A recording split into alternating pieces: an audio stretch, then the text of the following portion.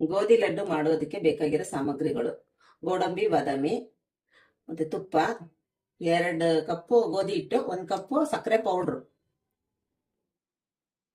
Stove ಇವಾಗ ಅಂಟಿಸ್ಕೊಂತೀನಿ. ಗೋಧಿ ಲಡ್ಡು ಮಾಡೋದಕ್ಕೆ ಫಸ್ಟ್ ಸ್ವಲ್ಪ ತುಪ್ಪ ಹಾಕೋಬೇಕು. ಸ್ವಲ್ಪ ಹಾಕೊಳ್ಳಿ, 1 ಅರ್ಧ ಕಪ್ಪು. ಇದು ಫ್ರೈ ಮಾಡೋದಕ್ಕೆ ಮಾತ್ರ, ಉರಿಯೋದೇ ಇಲ್ಲ. ಸ್ಟವ್ ಚೇಂಜ್ ಮಾಡಲ. ತುಪ್ಪ ಕಾಯ್ದಿದೆ. ಗೋಡಂಬಿನೂ ದ್ರಾಕ್ಷಿ ಇದು ಮಾಡ್ಕೊಳ್ಳೋಣ. ಫ್ರೈ ಮಾಡ್ಕೊಂಡು ಚೆನ್ನಾಗಿ ತುಪ್ಪದಲ್ಲಿ ಹುರ್ಕೋಬೇಕು.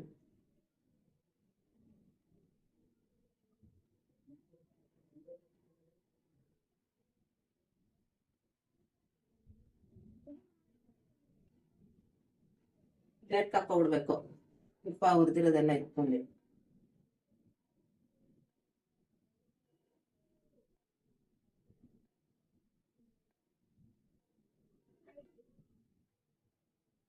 ಮತ್ತೆ ಇದಕ್ಕೇನೆ ಮಿಕ್ಕಿರೋ ತುಪ್ಪ ಎಲ್ಲ ಹಾಕೊಂಡ್ಬಿಡ್ಬೇಕು. 1 ಕಪ್ ತುಪ್ಪ ಫುಲ್ಲು.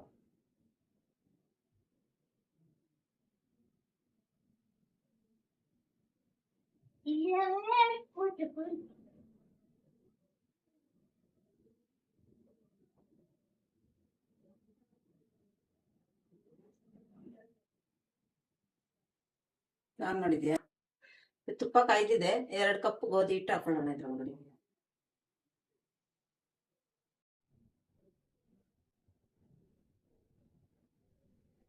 ಚೆನ್ನಾಗಿ ಫ್ರೈ ಆಗ್ಬೇಕಿದು, ಘಮ ಬರ್ಬೇಕಿದು.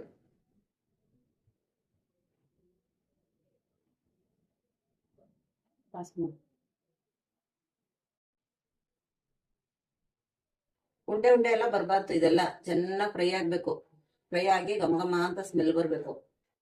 ಸ್ಮೆಲ್ ಬಂದಾಗ ಒಂಚೂರು ಎತ್ತಿ ಬಾಯಿಗೆ ಹಾಕೊಂಡು ಟೇಸ್ಟ್ ನೋಡ್ಬೇಕು. ಹಸಿ ಸ್ಮೆಲ್ ಎಲ್ಲ ಹೋಗಿ ಇದು ಫುಲ್ ಘಮ ಘಮ ಅಂತ ಸ್ಮೆಲ್ ಬಂದ್ರೆ ಅದಾಗಿದೆ ಅಂತ ಅರ್ಥ.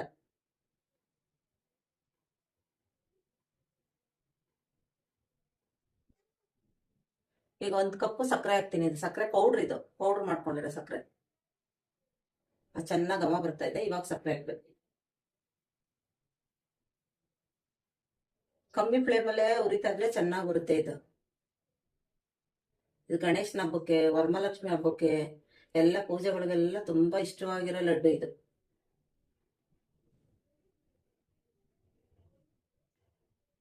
ಇನ್ನೇನು ವರಮಹಾಲಕ್ಷ್ಮಿ ಹಬ್ಬ ಬರ್ತಾ ಇದೆಯಲ್ಲ, ವರಮಹಾಲಕ್ಷ್ಮಿ ಹಬ್ಬಕ್ಕೆ ಗೋಧಿ ಲಡ್ಡು ಮಾಡಿ ದೇವರಿಗೆ ನೈವೇದ್ಯ ಇಡಿ. ಪೂಜೆಗೆ ದೇವರೆಲ್ಲರೂ ಒಳ್ಳೇದು ಅಂತ. ಈಗ ಹುರಿದಾಗಿದೆ ಎಲ್ಲ. ಸ್ಟವ್ ಆಫ್ ಮಾಡ್ಕೋಬೇಕು. ಸ್ಟವ್ ಆಫ್ ಮಾಡ್ಬಿಟ್ಟು ಡ್ರೈ ಫ್ರೂಟ್ಸ್